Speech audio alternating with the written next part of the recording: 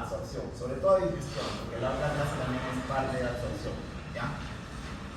Bien, entonces habíamos dicho que la digestión era la transformación de los alimentos ingeridos en partículas que sean absorbibles. Ese es el concepto de digestión en términos sencillos, convertir a los alimentos en partículas que sean absorbibles. Por ejemplo, tú comes lomos saltados, se tiene que convertir en monosacáridos, ¿no? Para que se puedan absorber, que son parte de los carbohidratos. La carne se convertirá en aminoácidos, las grasas se convertirán en triglicéridos, en ácidos grasos, en colesterol. ¿Ya? Entonces, al final, los alimentos ingeridos se tienen que transformar en las partículas más pequeñas para que puedan ser absorbidas a través de la mucosa intestinal. Entonces, estos dos procesos van de la mano: la digestión, porque transforma a los alimentos en partículas absorbibles, y la absorción, porque cuando ya son partículas absorbibles, ahora tienen que atravesar la pared del tubo digestivo para ir al torrente sanguíneo o a la linfa. Bien, de tal manera que ambos procesos van de la mano. Entonces, ¿qué es lo que hace que los alimentos se conviertan en partículas absorbibles? Son los jugos del tracto gastrointestinal, como por ejemplo tenemos a la saliva, que ya habíamos visto tiene algunas enzimas, ¿no? Como la amilasa, la lipasa mengual. Tenemos también al jugo gástrico, ¿no? Con sus enzimas pepsinógeno. Tenemos también al jugo intestinal, que tiene otras enzimas que favorecen la digestión y absorción. Tenemos también al páncreas, el jugo pancreático, y tenemos también a la bilis. Entonces, todas estas secreciones del tracto gastrointestinal van a permitir que los alimentos sean digeridos, y principalmente lo van a hacer a través de unas sustancias llamadas enzimas. Las enzimas son las sustancias que se van a encargar de transformar los alimentos en partículas absorbibles. Y luego hay una serie de mecanismos que van a permitir que sean absorbidos hacia el torrente sanguíneo o la linfa. Ahora, si dibujamos un esquema de cómo es la pared del tracto gastrointestinal a nivel histológico, sobre todo del intestino, vamos a notar que la principal característica es que el área de absorción está incrementada. ¿Y por qué está incrementada? Imagínate que el tracto gastrointestinal, el intestino, fuese así, como si fuese una manguera. Entonces tú pones el dedo dentro de una manguera, vas a tocar que la superficie es lisa, pero eso no ocurre con el intestino. Tú debes haber visto tripas de animales, por ejemplo. Has visto que tiene como vellosidades, como que es irregular, tiene bordes, y es que si fuese liso, el área a la que estaría expuesta los alimentos sería muy reducida. Entonces necesita estar expuesta a una mayor área de superficie. ¿Para qué? Para que se pueda absorber una mayor cantidad de nutrientes. Entonces, el hecho de que no sea lisa la superficie del intestino, sino más bien así, llena de rugosidades, exactamente son tres estructuras que van a hacer que se aumente el área de absorción, contribuyen a que, a estar más expuesto a una mayor área, se puedan absorber una mayor cantidad de nutrientes. Entonces, ¿qué estructuras permiten que el área de absorción esté incrementada? Son tres. Acá imaginémonos que hemos hecho un corte transversal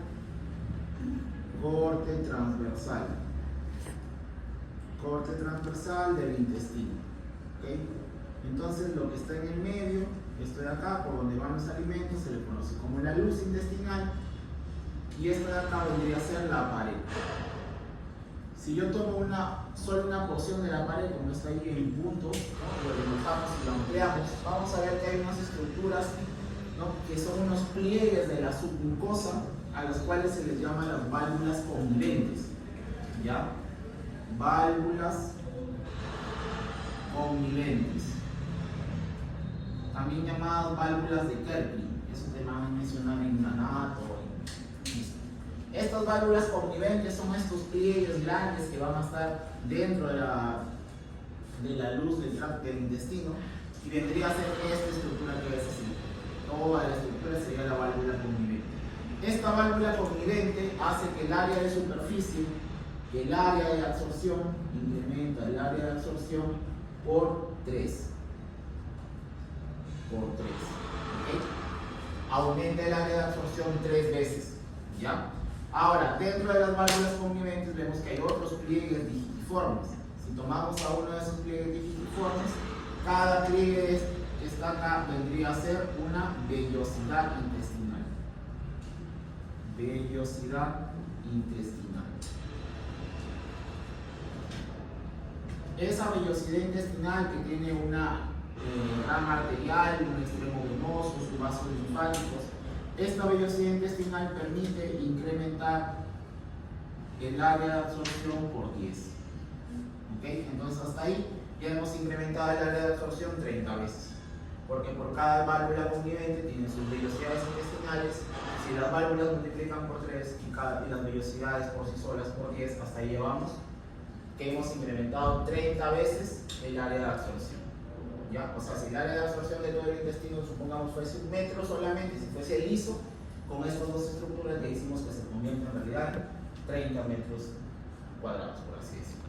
Ahora, ¿cuál es la última estructura? Si ahora tomo solo un grupo celular, vamos a ver que el epitelio que vamos a tener acá es un epitelio de tipo cilíndrico,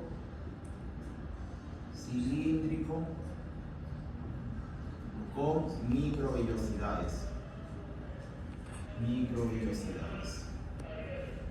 Ese epitelio cilíndrico con microvellosidades hace que el área de absorción, cada vellosidad va a aumentar el área de absorción por 20. De tal manera que si multiplicamos todo, el área de absorción se ve incrementada por estas tres estructuras, incrementada 600 veces. 3 por 10, 30, 30 por 20, 600 aproximadamente. Ya, en otro libro va a decir entre 600 y 800, pero por ahí va más o menos. ¿Ok? Solamente con estas tres estructuras. Entonces, los pliegues que van a haber dentro de la mucosa se llaman válvulas conviventes. Luego, dentro de cada válvula convivente tiene sus vellosidades y luego cada célula tiene sus microvellosidades. ¿Ok? Que estas estructuras que ves acá vendrían a ser las microvellosidades. Todo incrementa el área de absorción en aproximadamente 600 veces. Luego, el tipo de transporte. Una vez que ya están las partículas absorbibles, tienen que ser transportadas desde la luz del intestino hacia el torrente sanguíneo. O sea que tienen que atravesar estas células. Ya hay dos vías o hay dos mecanismos de transporte por vía. Entonces, la vía por la que pueden ser transportadas puede ser una vía, le voy a quitar la palabra celular para que se confundan, por el tipo de vía, puede ser celular o puede ser paracelular. ¿Cuándo decimos que es una vía celular? Cuando atraviesa la luz apical, perdón, la superficie apical de la célula. O sea que si acá hubiese una partícula y esta partícula se introduce a través de la membrana apical, diremos que es una vía celular. Pero si en cambio esa partícula en cambio va entre dos células, a este espacio se le conoce como la membrana vasocelular o paracelular. ¿Por qué? Porque está en la base y en paralelo entre célula y célula. ¿Ya? Entonces, por la vía de transporte puede ser celular, si es que atraviesa la membrana apical, y paracelular, si es que atraviesa la membrana vasolateral. ¿Ya? Entonces acá vamos a poner por la membrana apical y acá será por la membrana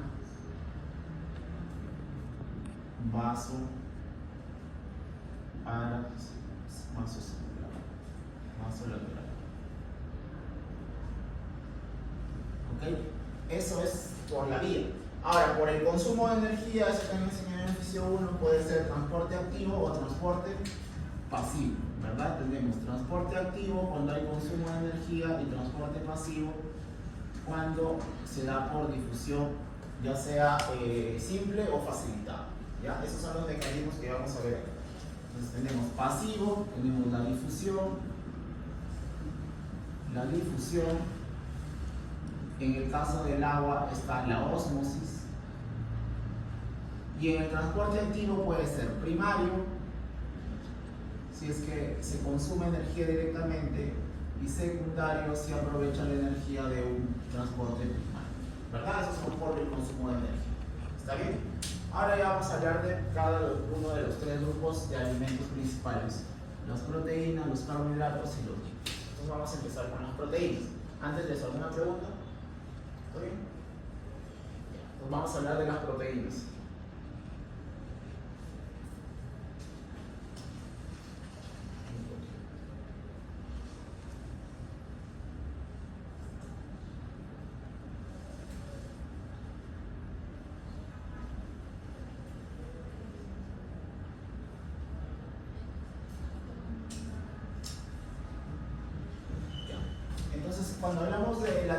de las proteínas debemos conocer pues el trayecto. Este sería la boca, luego tenemos la faringe, el esófago, llegamos al estómago. Entonces recuerda que a nivel de la saliva no hay enzimas que sirven para digerir las proteínas, ¿verdad? Entonces ahí no vamos a ver nada, pero una vez que llegamos al estómago, en el estómago a nivel del cuerpo vamos a encontrar unas células que van a producir el ácido clorhídrico, ¿verdad? Y además vamos a encontrar otro grupo de células que se van a encargar de producir el pexinógeno, ¿verdad? Entonces tenemos a las células, ¿cómo se llamaban las células rojas? Células parietales, o también llamadas oxínticas, y tenemos a las células principales, también llamadas células principales. Bien, entonces ambas van a participar de la digestión de las proteínas porque las células parietales van a ser las encargadas de producir el ácido clorhídrico, HCl. Este HCl va a entrar en contacto con una proenzima. Cuando hablamos de proenzimas nos referimos a una proteína que aún no tiene la capacidad de digerir o de romper un sustrato, que necesita pasar por otra reacción química para recién formar una sustancia activa, una enzima propiamente activa. ¿Okay? Entonces tenemos el HCl y las células principales lo que van a hacer es secretar el pexinógeno, ¿verdad? Así se llama. El pexinógeno entonces será una enzima o una proenzima. Es una proenzima, porque estando como pexinógeno aún no tiene la capacidad de digerir las proteínas. Entonces, cuando tú ingieres un alimento que tenga proteínas, por acá vienen las proteínas que has ingerido, ¿okay? Estas proteínas vienen para acá, y cuando las proteínas ya llegan al estómago junto con los aminoácidos, eso va a estimular la secreción de estas sustancias, tanto de las células parietales como de las células principales. O sea que las proteínas estimulan la secreción de HCl y de pexinógeno. Cuando el HCl entra en contacto con el pexinógeno, ojo que eso ocurre en la luz del estómago, no dentro de las células, estos de acá se unen, ¿verdad? Y aparece ahora sí la forma activa que se llama pexina. Y la pexina es la que inicia la digestión de las proteínas. Y esa es la secuencia. ¿Ya? Entonces tenemos, ingieres alimentos con proteínas y aminoácidos, se estimula la secreción de las células parietales y principales por los mecanismos que ya hemos visto, se combinan en la luz el HCl con el pexinógeno y ahí recién nace la pexina. La pexina es la forma activa de la enzima que va a iniciar la digestión de las proteínas en la luz del estómago. Si te preguntas, si la digestión de las proteínas se inicia en la luz o en el estómago, directamente, ¿ya? Por acción de la pexina. Bien.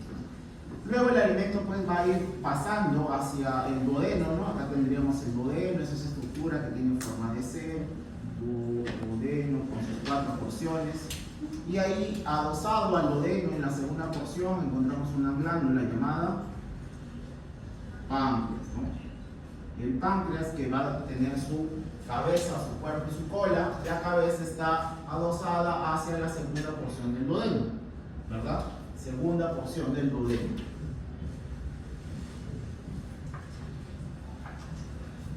A nivel de la segunda porción del duodeno, en la ampolla de Vater va a desembocar el conducto pancreático principal o conducto de Wilson, ¿no? También tenemos el accesorio que está más abajo, es el de Santorini. Entonces por ahí vienen los jugos pancreáticos. Entonces cuando viene el alimento y ya empieza a pasar hacia el duodeno, vamos a ver que se van a estimular algunas enzimas, unas células algunas hormonas. Hay algunas células que viven en el duodeno que van a empezar a secretar ciertas sustancias. ¿Qué sustancias? Tenemos, por ejemplo, en el caso de las células I, van a secretar colecistocinina. En el caso de las células S, secretina, ¿verdad? Las SK y la secretina, ¿qué son? Hormonas. Y como son hormonas, viajan por el torrente sanguíneo y van a hacer que se estimule la secreción pancreática. Eso también ya quedó claro. La SK estimula la secreción enzimática y la secretina estimula la secreción básica o acuosa rica en bicarbonato. Esta estimula al ácido pancreático y la secretina a la porción ductal. ¿Ok? Recuerda, el páncreas tiene su acino, que son las células acinales que producen las enzimas. Eso es estimulado por la CCK. En cambio, cuando ya va avanzando el jugo pancreático a nivel ductal, ahí se estimula la secreción de bicarbonato. Y eso es estimulado por la secretina. Entonces, la secretina es para la secreción ductal. ¿Ok? Y la secreción ductal es rica en bicarbonato. En cambio, la CCK es para la secreción acinal. Y la secreción acinal es rica en enzimas. ¿Está bien? Entonces, el bicarbonato sirve para contrarrestar la acidez del quimo, pero ahora nos interesa la digestión, entonces nos vamos a ocupar de las enzimas. ¿Qué enzimas produce el páncreas? Vamos a ver qué son las enzimas que ves acá, pero estas de acá están en forma de proenzimas aún. Se llama trixinógeno, quimiotrixinógeno, proelastasa, procarboxipeptidasa A y B. ¿Ya? Trixinógeno, quimiotrixinógeno, proelastasa, procarboxipeptidasa A y B. Estas son las proenzimas que vienen junto con la secreción pancreática enzimática, que fue estimulada por la colecistocinina. ¿Está bien? Estas enzimas entonces llegan hacia la luz del páncreas, acá, y ahora deben ser activadas. ¿Por qué? Porque son proenzimas. Así como el pexinógeno se activó por HCl para convertirse en pexina, estas 4 tipos de proenzimas tienen que volverse en su forma activada. ¿Quién se va a encargar de que se active estas enzimas? Pues en el duodeno, aparte de la CCK, la secretina, las microvellosidades del duodeno, microvellosidades y vellosidades van a tener una enzima llamada entero recuerda que es el prefijo para referirse a intestino, enterosinasa.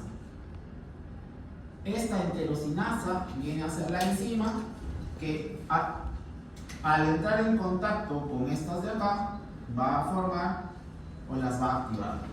¿Ok? Esta enterosinasa principalmente va a actuar en el trixinógeno. Principalmente. Y cuando actúa en el trixinógeno se convierte en, ¿cómo es la forma activa? Se llama trixina. Y esta trixina tiene la capacidad de, bueno, vamos a quitar así, en caso de ¿no? O sea, decir que de frente se va con el trixinógeno, que también puede hacerlo con alguna de las otras. Entonces, la enterosinasa se va con el trixinógeno se transforma ahora en trixina. Y la trixina también tiene la capacidad de digerir a las proteínas. Entonces, vamos a dejar otra flecha por acá, digestión. ¿Okay? Pero a su vez, la trixina tiene la particularidad de activar a su trixinógeno, o sea, a sí misma prácticamente, también al quimiotrixinógeno, también a la proelastasa, también a la carboxipeptidasa. Es positivo para.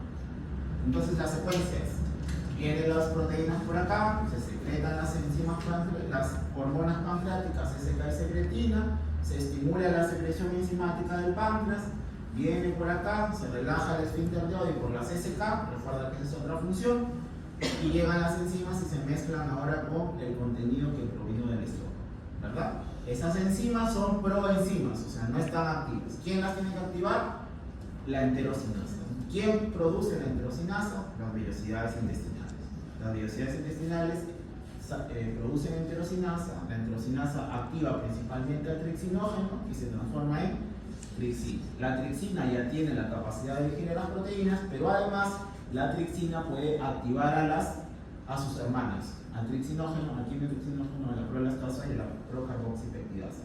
Y cuando las activa, ya dejan de llamarse así. Entonces ya no solo es trixina, y ahora, por ejemplo, el quimiotrixinógeno se llamará ¿cómo se llama? Trixinógeno y el quimiotrixinógeno. Y la proelastasa y la procarboxipeptidasa, esta se llamará carboxipeptidasa I B, esta es el pro. Esta se llamará solo elastasa. Y la de acá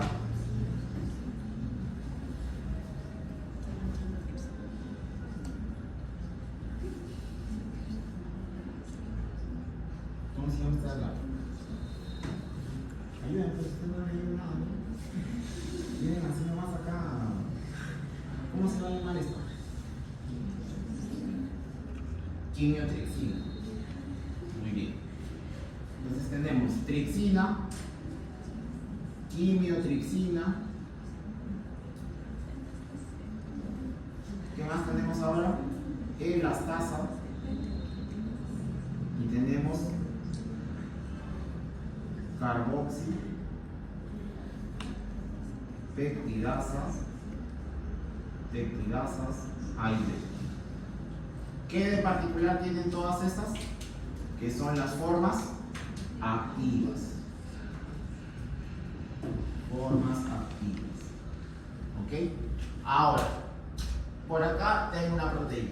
Una proteína está formada por múltiples aminoácidos, ¿no? Con sus extremos amino y carboxilo, y se van uniendo entre ellos, ¿no? Y se forman cadenas. Y recuerda que hay una estructura primaria, secundaria, terciaria, cuaternaria. Eso se llama bioquímicos. Entonces, la tripsina y todas estas de acá tienen que romper las proteínas, tienen que degradarlas a aminoácidos. Recuerda que el principio de la digestión es convertir a las partículas grandes, a los alimentos, en partículas absorbibles. Entonces, ¿qué absorbe las vellosidades intestinales? Puede absorber aminoácidos y puede absorber dipéptidos y tripéptidos. No puede absorber ni péptidos ni proteínas. O sea, si viene una proteína grandasa, por ejemplo, en la carne está la mioglobina, que es una proteína de la carne, no puede atravesar la vellosidad intestinal. Tiene que degradarse a aminoácidos, a dipéptidos o tripéptidos. ¿Qué es un dipéptido? La unión de dos aminoácidos. ¿Qué es un tripéptido? La unión de tres aminoácidos. ¿Qué es un péptido? La unión de hasta 99 aminoácidos. De 100 arriba se considera proteína. ¿Ya? Entonces, las proteínas tienen que romper sus enlaces entre aminoácidos. ¿Cuál será la función entonces de todas estas enzimas? Justamente romper los enlaces de estos aminoácidos. Con la particularidad de que la tripsina, ¿ya?, la quimiotripsina y la elastasa se les denomina exopeptidasas. ¿Qué significa que sean exopeptidasas? Que tienen la capacidad de romper las proteínas, pero por los extremos. O sea, el aminoácido terminal con el preterminal, ahí rompe. Viene por acá, aquí rompe. Exopeptidasas, o sea, rompe la cadena de proteínas, pero por los extremos. En cambio, la carboxipeptidasa A y B tiene la capacidad de romper los enlaces internos. Por tanto, se le llamará endopeptidasa. ¿Ok? La carboxipeptidasa es una endopeptidasa y las otras tres son exopeptidasas. ¿Cuál es el resultado final? Que vamos a obtener aminoácidos. Tendremos aminoácidos y tendremos dipéptidos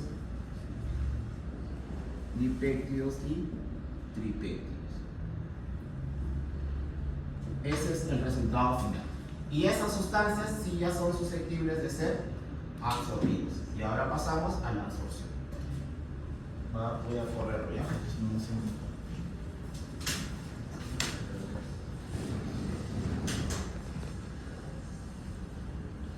Que la carboxi es exo. Déjame por favor. Bien.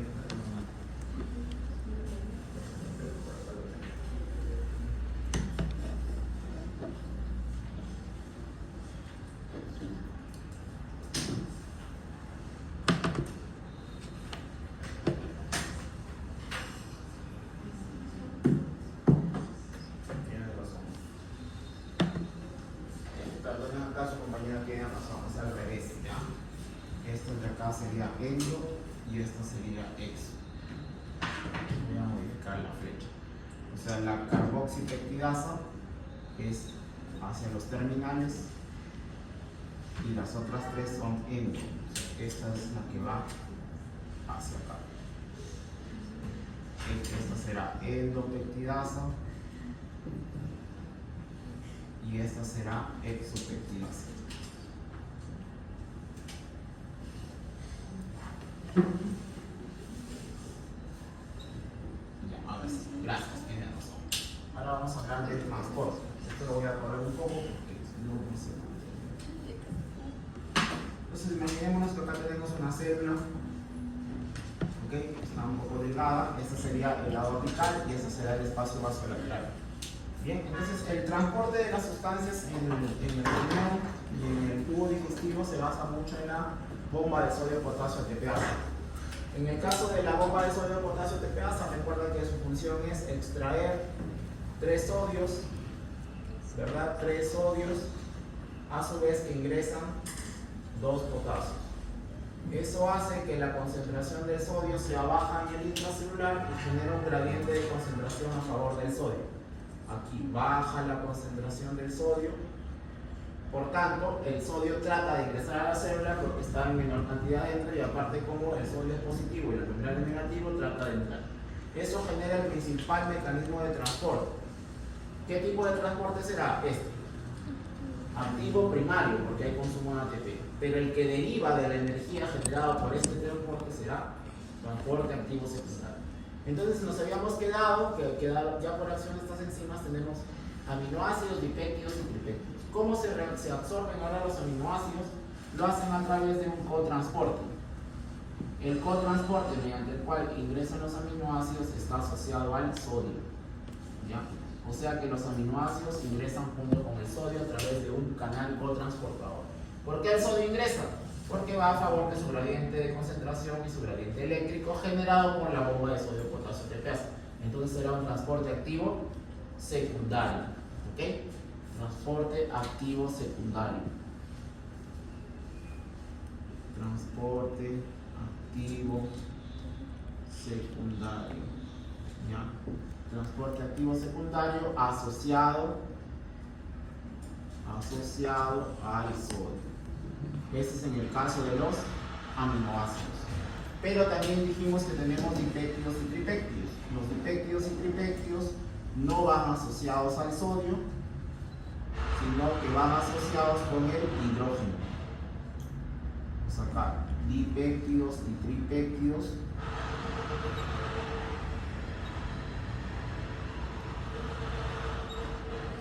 Van asociados a un cotransporte con el hidrógeno. Ya, este será un cotransporte. Acá también sería cotransporte, ¿ya? Cotransporte con hidrógeno. Eso es para el dipéptido y tripéptido. Y una vez que ya están dentro de la célula, esos dipéptidos y tripéptidos tienen que degradarse. ¿En qué? En aminoácidos. Entonces, una vez que ya están adentro, acá lo que vamos a encontrar son enzimas llamadas proteasas, porque van a romper a las proteínas, a los péptidos. Son proteasas citoplasmáticas. Estas proteasas citoplasmáticas rompen a los dipéptidos y tripéptidos, y ¿qué vamos a obtener al final? Aminoácidos. O sea, los dipéptidos y tripéptidos que entraron al final se convierten en aminoácidos, y los aminoácidos pues ya estaban como aminoácidos, y ahí tiene 2 caminos. O la célula se los queda para sus propias funciones, generar nuevas proteínas, o son enviados hacia el torrente sanguíneo para que sean aprovechados por otras células. Entonces, los aminoácidos que ya están acá ahora salen hacia el espacio vasolateral, y del espacio vasolateral se pueden ir hacia la sangre, ¿no? Porque ya el espacio vasolateral estamos hablando del intersticial. Recuerda que el intersticial es parte del extracelular, ¿no? Y a partir de ahí el paso hacia los vasos sanguíneos es simplemente por difusión. ¿Qué tipo de transporte participa acá? Aquí hablamos de difusión facilitada. ¿Ok? Difusión facilitada. ¿Qué tipo de transporte es la difusión facilitada? Pasivo. ¿Ya? ¿Está bien? ¿Alguna pregunta? Ya. Entonces, una foto para pasar ahora a hablar de los lípidos y carbohidratos.